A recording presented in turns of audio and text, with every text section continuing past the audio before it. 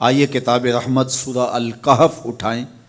اللہ تعالیٰ نے ایک واقعہ بیان کیا ہے حضرت موسیٰ اور حضرت خضر علیہ السلام کا، کہ حضرت موسیٰ علیہ السلام عزم مصمم کر کے جب چلے تو اللہ فرماتا ہے کہ ہم نے حضرت موسیٰ علیہ السلام کو جس بندے کی نشانی بتائی تھی وہ بندہ ان کو وہاں مل گیا۔ سفید چادر اوڑے حضرت خضر علیہ السلام وہاں لیٹے ہوئے تھے، تو یہ جا کے ان کے پاس کھڑے ہو گئے کہ حضرت میں آپ کی خدمت میں اس لیے آیا ہوں کہ اللہ نے آپ کو جو خصوصی علم عطا کیے ہیں میں ان کو سیکھنے کی غرض سے آپ کی چوکھٹ پہ آیا ہوں۔ کہا تم میرے ساتھ صبر نہیں کر پاؤ گے، معاملے مشکل ہیں، سفر دشوار ہے، منزل کٹھن ہے، اور میرے معاملات ایسے ہیں کہ تم اعتراض کرو گے اس کے بغیر تم رہ نہیں سکتے۔ حضرت موسیٰ علیہ السلام نے کہا اگر اللہ نے چاہا تو آپ دیکھیں گے میں صبر کروں گا، اور آپ کے کسی حکم کی کسی کام کی میں نافرمانی نہیں کروں گا، کسی کام کا انکار نہیں کروں گا۔ کہا کہ اچھا شرط یہ ہے کہ جو میں کروں اس پر تم اعتراض نہیں کرو گے، سوال نہیں کرو گے، یہاں تک کہ میں خود ہی نہ بتاؤں۔ تو کہا کہ یہ شرط ٹھہری، میں کوئی بات نہیں کروں گا۔ فانطلقا، دونوں چل پڑے، دریا کے پار جانا تھا۔ جو کشتی کا مالک تھا، کشتی بان تھا، وہ حضرت خضر علیہ السلام کو جانتا تھا، تو اس نے کرایہ بھی نہیں لیا، لیکن جب کشتی پر سوار ہوئے تو عصا مار کے حضرت خضر علیہ السلام نے کشتی کا ایک پھٹا توڑ دیا۔ تو بے ساختہ حضرت موسیٰ علیہ السلام نے کہا آپ نے پھٹا توڑ دیا، یہ سارے ڈوب جائے؟ کہا میں نے کہا تھا نا تم میرے کاموں پہ صبر نہیں کر پاؤ گے۔ تو حضرت موسیٰ کو یاد آیا، کہا میں بھول گیا تھا، اس پر مواخذہ نہ کیجیے۔ پھر دونوں چل پڑے، بچے کھیل رہے تھے، ایک خوبصورت لڑکا وہ بھی بچوں میں کھیل رہا تھا۔ حضرت خضر آگے بڑھے اور اس کی گردن مروڑ دی، اس کو قتل کر دیا۔ صاحب شریعت تھے حضرت موسیٰ علیہ السلام، نہ رہ سکے، پھر بول پڑے ایک جان کو بغیر کسی جان کے بدلے میں قتل کر دیا، اس نے گوایا کیا تھا ہمارا؟ آپ نے بہت ہی جو ہے وہ غلط کام کیا، یہ کام اچھا نہیں کیا آپ نے۔ کہا میں نے کہا نہیں تھا کہ تم میرے ساتھ صبر نہیں کر پاؤ گے۔ کہا ایک موقع اور دے دیجئے، اب اگر میں نے کوئی اعتراض اٹھایا تو پھر دوبارہ مجھے آپ اپنی صحبت میں نہ رکھیے، عذر تمام ہو جائے گا۔ پھر دونوں چل پڑے، یہاں تک کہ ایک بستی میں دونوں آئے تو آپ نے بستی والوں سے کہا کہ ہم مہمان ہیں، آپ ہماری مہمان نوازی کیجیے، کھانا کھلائیے۔ تو انہوں نے انکار کر دیا، کہا کہ ہم تو آپ کو بلایا نہیں ہے، آپ خود آئے ہیں، آپ اپنے کھانے کا خود انتظام کیجیے۔ گزر رہے تھے گلی سے تو ایک دیوار گرنا چاہ رہی تھی، تو جلدی سے اس دیوار کو مرمت کر دیا۔ کہا حضرت ہم اگر چاہتے تو اس پہ اجر لے سکتے تھے، انہوں نے ہمیں کھانا تک نہیں دیا اور ہم ان کی دیواریں سیدھی کر رہے ہیں۔ کہا اب تمہاری میری جدائی ہو گئی، تم نے یہ بھی اعتراض کر دیا۔ تو انہیں یاد آیا کہ وہ یہ بھی اعتراض ہو گیا، اب میں تمہیں بتاتا ہوں کہ یہ 3 کام میں نے کیوں کیے۔ اللہ اکبر۔ اب سنیے، قرآن ہمیں بتاتا ہے کہ ظاہری علم بھی ہوتا ہے لیکن کوئی باطنی علم بھی ہوتا ہے۔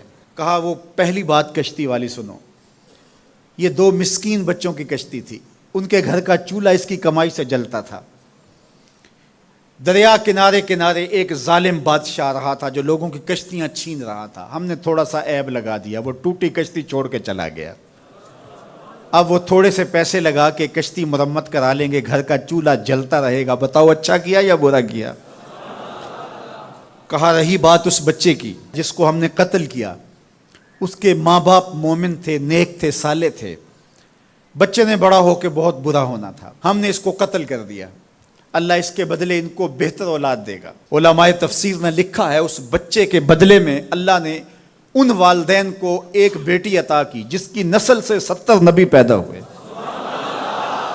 دیوار کی کہانی بھی سن لیجئے، یہ شہر کے 2 یتیم بچوں کی دیوار تھی اور اس کے نیچے ان کا خزانہ تھا، اور ان کا باپ بڑا نیک تھا۔ خزانہ دیوار کے نیچے ہے، دیوار گرنا چاہ رہی ہے، کسی معمولی دھکے سے گر جاتی۔ 2 ہی صورتیں تھیں، یا وہ بچے خود اپنا خزانہ اٹھا لیتے یا لوگ اٹھا کے لے جاتے۔ لوگ اٹھا کے لے جاتے پھر بھی ہاتھ میں کچھ نہ آیا، اور اگر وہ خود اٹھا لیتے تو بچے ہیں، بچپنے کی وجہ سے وہ اس کو اڑا دیتے۔ تو ہم نے اس کے اوپر دیوار کھڑی کر دی، جب تک وہ اس قابل نہیں ہو جاتے کہ یہ خزانہ نکال کے اس کو صحیح مصرف پہ لگا سکیں، اتنی دیر تک دیوار گرے گی نہیں۔ اللہ اکبر۔ وہ کسی وجہ سے دیوار قائم رہے گی، اور جب وہ اس عمر کو پہنچ جائیں گے جس عمر میں وہ اس خزانے کو سنبھال سکیں گے تو پھر دیوار خود بخود گر جائے گی اور یہ خزانہ نکال کر کے اپنے کام پہ لے آئیں گے۔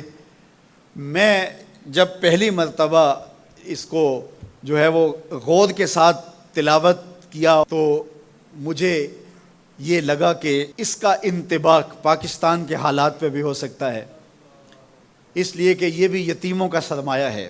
کتنے یتیم روتے بلکتے رہ گئے اور ان کے سر سے جو ہے وہ سائے اٹھ گئے اس وطن کے لیے، لیکن میرے مالک نے اس ملک کے خزانوں پر گہرے پہاڑ اور بڑی بڑی دیواریں کھڑی کر دی ہیں۔ جب تک یہ قوم بلوغت تک نہیں پہنچے گی اتنی دیر تک وہ خزانے ظاہر نہیں ہوں گے، اور جب یہ قوم اپنی بلوغت تک پہنچے گی، شعوری بلوغت، فکری بلوغت، علمی بلوغت، اور رب سے جو وعدہ کیا تھا پاکستان کا مطلب کیا، لا الہ الا اللہ، جب اس بلوغت تک یہ پہنچ جائے گی، اس وعدے کی تکمیل ہوگی، پھر رب دیوار ہٹا دے گا اور پاکستان کو اللہ اتنے خزانے دے گا اور پاکستان ایسا مالا مال ہوگا دنیا دیکھنے آئے گی انشاءاللہ۔ اس لیے رب نے دیواریں بنا کے رکھی۔ تمہارا باپ معین الدین چشتی بڑا نیک تھا، تمہارا باپ داتا گنج بخش علی حجویری بڑا نیک تھا، تمہارا باپ حضرت مجدد الف ثانی بڑا نیک تھا، ان کی وجہ سے میں دیواریں کھڑی کر رہا ہوں اور مضبوط حصار لگا رہا ہوں تمہارے خزانوں پر، اور وہ وقت آئے گا جب تم بلوغت کی عمر کو پہنچو گے، دیواریں ہٹ جائے گی اور تمہارا وطن زمانے پہ مہکتے پھول کی طرح اور چمکتے ستاروں کی طرح اور روشن آفتاب کی طرح چمکتا اور مہکتا دکھائی دے گا، اور زمانہ پاکستان دیکھنے آئے گا، پاکستان دنیا کی قیادت کرے گا انشاءاللہ۔ تو کہا یہ تعویل ہے ان باتوں کی جو باتیں میرے رب نے مجھے بتائی، اور یہ میں نے اپنی مرضی سے نہیں کہیں، اور جو میں نے کیا اپنی مرضی سے نہیں کیا۔ تو یہ باطنی باتیں ہیں، شاید یہ باطنی باتوں کے جوش میں یہ بات بھی میں کر گیا۔ وہ کیا کسی نے کہا تھا کہ بھری محفل میں ایک راز کی بات کہہ دی، بڑا بے ادب ہوں سزا چاہتا ہوں۔